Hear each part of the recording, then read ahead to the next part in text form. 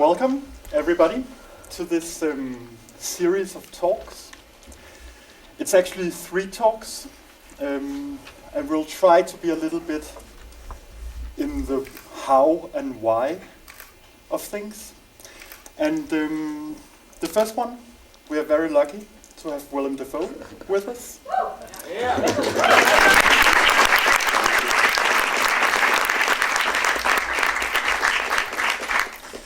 Why did you start acting? A little bit about your training, since we are here at the theatre school.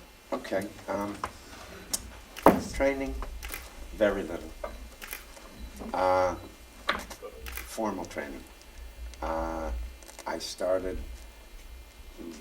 as an amateur, just as a thing of pleasure when I was a teenager.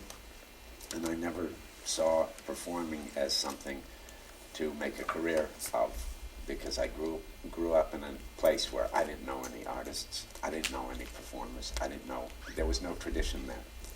So it was just something to do for my own pleasure. Then I went to university very briefly in an acting program, but it was a pretty standard acting program. At best, it might feed the rep companies, the regional rep companies, but it wasn't really that dynamic. And when I was there was a small self-run experimental theater in this town called Milwaukee, Wisconsin. And they said, get out of school, come join us. And I did. And I worked with them for a couple of years. And then after that ran its course, then I went to New York. After someone had seen me in that theater called Theater X and asked me to work with a company called the Performance Group that then became the Wooster Group. So my training is basically being a part of a company for almost 30 years and going in every day, running a theater, making things. One thing that was specific to that theater, the Wooster Group, which is really what has probably formed me more than anything else, was the fact that it was a theater of people that weren't trained in theater arts. They were dancers, musicians, aspiring architects. They weren't people that had an idea of a career in theater and weren't trained for theater. But they were interesting people to be around. And we just made stuff because that was a period of time where you could do that economically. You could rent a factory space in a funky neighborhood and put on shows if you were imaginative, and that's what we did, and that really was my training.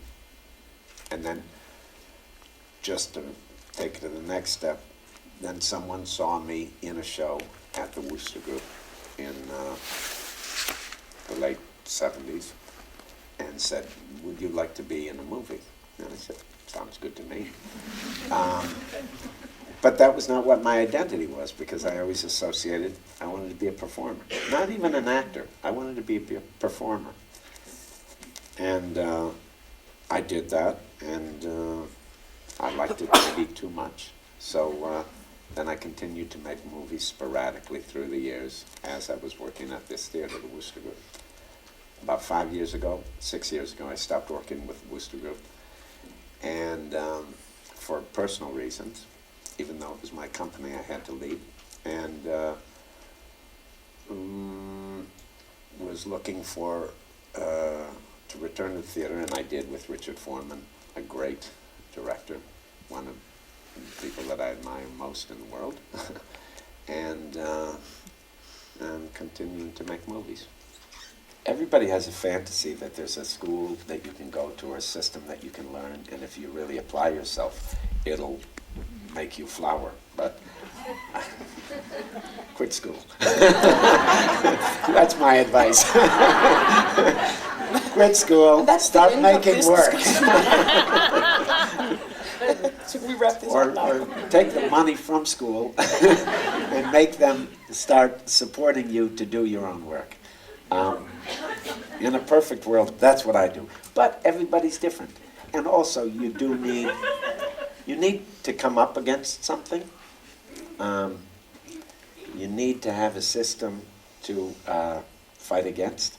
So, no, I'm kind of kidding about the school.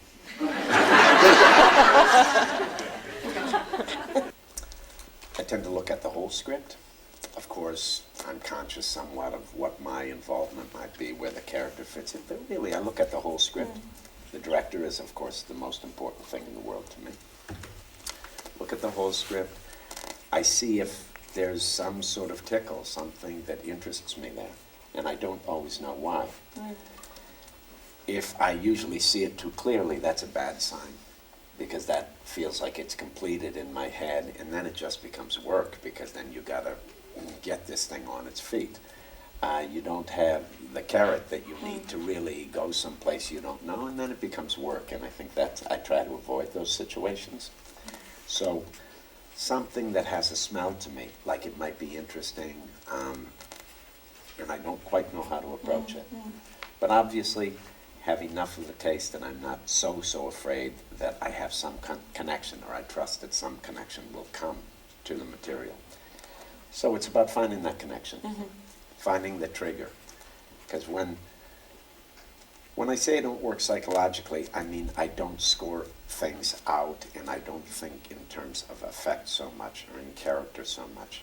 I think, what's this character do? Do I want to do these things? And are these things evocative? Yeah.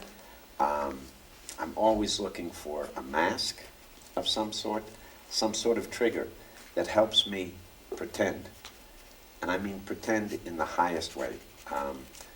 To really enter the character and say, have the authority to pretend and say, I am this guy, and become that guy. That's always the approach. So to find a way to where you drop away and something else is it's all kind of a delusional, but a controlled delusion. You invite yourself to consider a different set of impulses, and you cultivate those impulses. Of course, those impulses are in you, but they're ordered in a different way, dictated by what the story is, what the world you're inhabiting is. I never know what things mean, or I never know what they're going to be. And I think that's too much that's probably why I'm not a director. As an actor, I like being a little irresponsible. And I like to act out someone else's vision. I want to realize someone else's vision, because that frees me. It doesn't hold me down. I feel much more fluid, and I don't protect myself in a way, because maybe it's a very crude thing of, it's his idea. I did it, but it's his idea. You know? It frees you.